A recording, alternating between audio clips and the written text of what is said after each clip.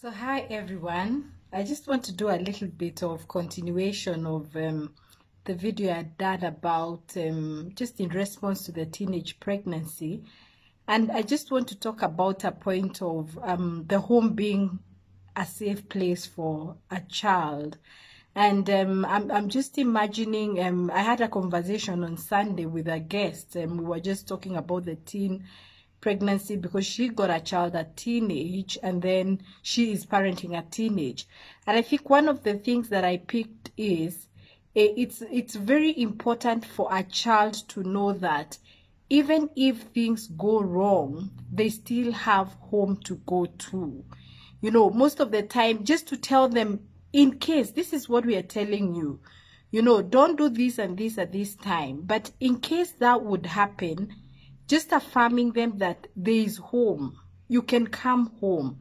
You're not condemned at home, because the world can condemn your child, can condemn our children. But at home, it should be a safe haven for your children. So that when your child gets into, for example, the teenage pregnancy, that is what we're talking about, they will not start thinking of abortion. They will not start thinking of starving themselves. You know, like my guest was talking about, she starved herself so that she could not grow big. Yet that was just, of course, a denial phase. And of course, that would affect somebody. You know, I had a gynecologist say the other day that teenage having being pregnant it has a higher risk, you know, even the pregnancy, because the child is she's still a child at that point. So the child having that, they can come home and tell you, you know what, mom, I've messed. And you'll be there to say, yes, you're disappointed, but this is home for you. We cannot chase you away from home. We will walk with you. Now, what that does, what affirming a child that way does, it helps them even in the future. One of the things that I have found in my practice is that there are people who are in marriage and they are struggling in it. They are not happy. There's even violence, emotional violence. There's physical violence. But they say, I do not want to disappoint my parents, so I cannot go and seek help. I cannot shout and say that I am not happy in this relationship. I'm getting hurt. You know, I just put makeup to show that I'm fine, but actually I was beaten last night. We cannot get to ourselves to say that. And there are people who have stayed on in marriage to a point of dying. Yet they would have come out. But because, you know, they were told a good person keeps their home, you know, a good wife puts water in their mouth and when there are issues, and should not, you know, talk about her family. And yes, it is true, you should not talk about it, you know, like broadcast your problems, but the family should be a place where a daughter can come and tell the parents, you know what, this is what I'm going through.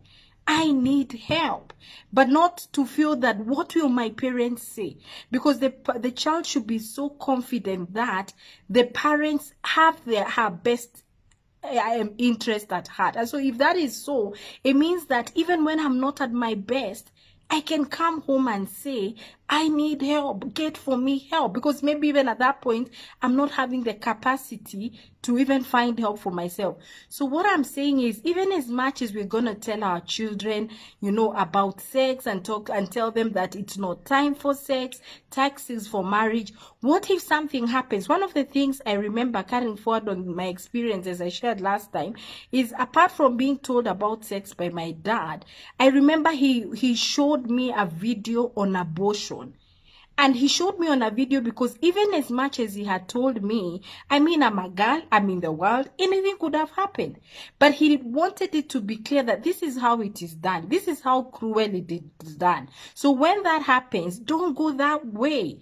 Come home. Let me know. Let me embrace you.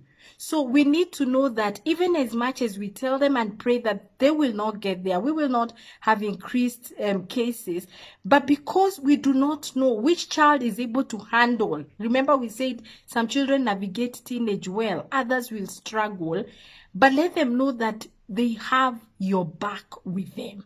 that you'll be there to embrace them, so that, remember, when you embrace them, it goes a long way. Even later in life when they are stuck, they'll know, I can run home. I will not be condemned.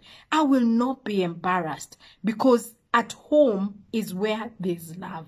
So let's think about making our homes that kind of it, and telling our children, verbalizing it. You know, I've been saying, even when people are getting married, like my culture, you know, we are given a bed.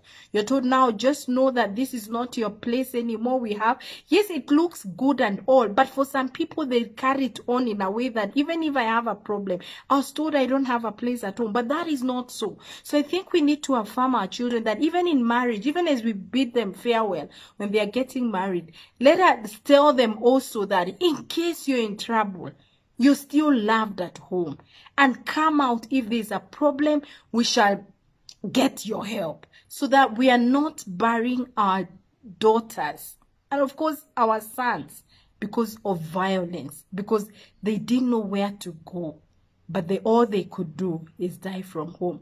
Let's continue with this conversation of teenage pregnancies, and this coming Sunday at 3 p.m.